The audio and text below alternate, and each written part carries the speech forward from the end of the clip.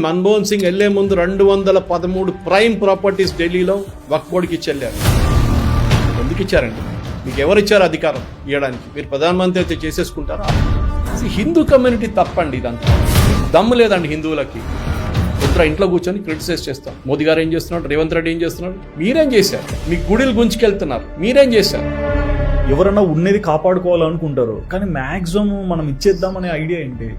ఇచ్చేద్దామని కాదు, ఓట్ల కోసం ఏమైనా అమ్మేసుకుంటారు. వాళ్ళ అమ్మ నాన్న అమ్మేసుకుంటారు, దేశాన్ని అమ్మేసుకుంటారు ఓట్ల కోసం. ఈ చట్టాలను తీసుకొచ్చిన తర్వాత ఎట్లా మీరు ఒక నాన్ ముస్లిం ఎట్లా బతుకుతాడు? మన హయాత్ నగర్లో, దిల్సుఖ్ నగర్ దగ్గర అక్కడ చేశారు, మల్కాజిగిరిలో 700 ఏకర్లు. ఆలోచించండి, ఆ ఫ్యామిలీస్ ఎక్కడికి వెళ్తారు వాళ్ళు? సో మోదీ గారు తీసుకొచ్చిన చట్టాల్లో చాలా మటుకు ఈ మార్పులు ఉన్నాయన్నమాట.